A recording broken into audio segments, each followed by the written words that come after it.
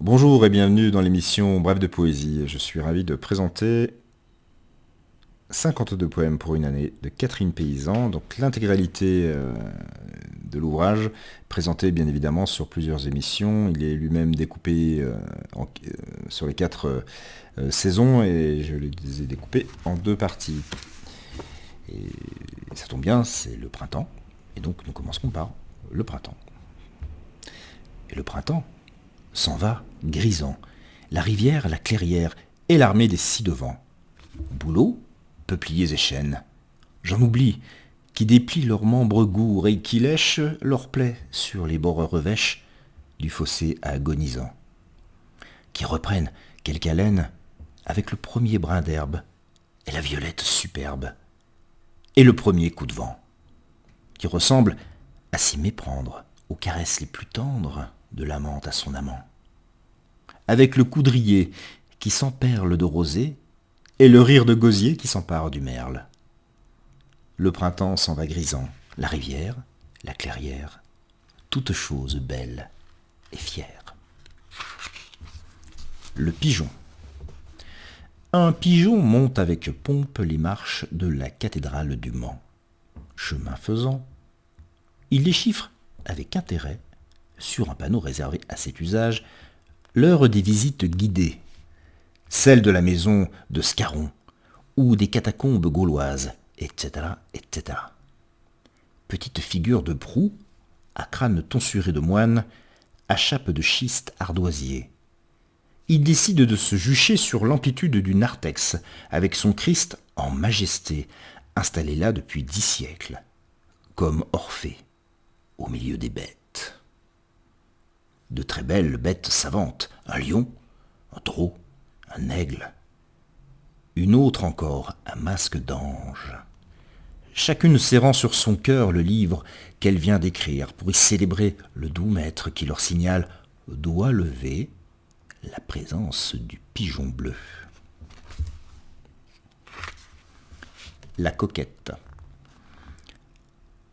La poule blanche, quand c'est dimanche, prend solennellement son bain dans un grand trou de sable fin.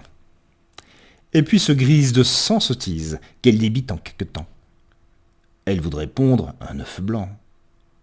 L'un dit, mais elle a tant à faire, car il lui faut aussi dénicher l'escargot, monter ras l'assaut du fumier pour débusquer le ver de terre, glousser ses triers, se reglousser, lisser ses plumes. Enfin, ma chère, lorsqu'on en a du savoir-faire, le programme est parfois chargé. Sans compter qu'il faudrait songer à plaire à ce beau coq doré, nanti d'un fier troupeau d'épouses, prendre avec lui l'air inspiré, faire autour de soi des jalouses, qu'il vous regarde d'un œil neuf. Bref, pas le temps de pondre un œuf. C'est très drôle. Mon beau jardin. Maman est comme un beau jardin. Ses cheveux frisent comme buis. Ses mains sont trèfles à 5 feuilles, et son doux baiser, qui m'accueille à la fraîcheur de l'eau du puits, maman est comme un beau jardin.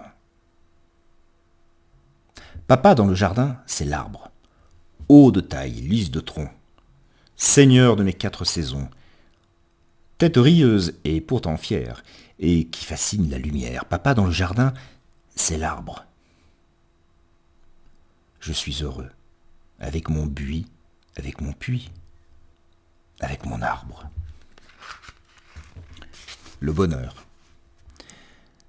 J'ai mis le bonheur en vrac dans un sac en papier, en osier, en argent, en or massif. Mais rétif, il s'est toujours dérobé. J'ai piétiné, rage au cœur, le papier et l'osier, le sac d'argent d'or massif. Le bonheur, se moquant de ma fureur, est toujours resté rétif.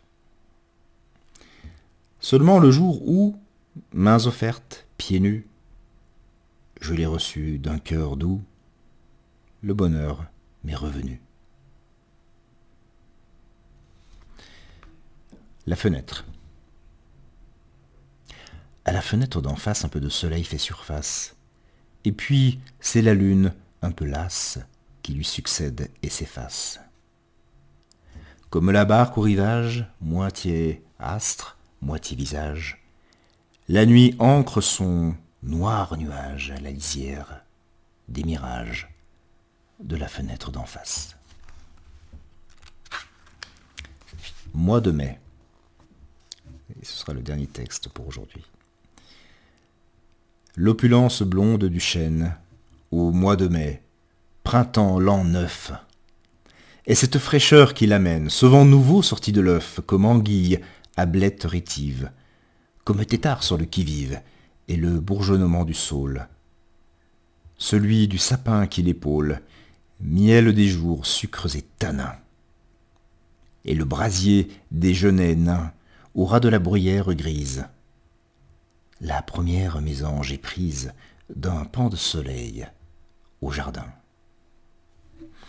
Voilà, c'était la première partie des émissions qui seront consacrées à l'intégralité du recueil de Catherine Paysan, 52 poèmes. Pour une année, je vous remercie pour votre écoute et votre fidélité et je vous donne rendez-vous pour une prochaine émission. Au revoir.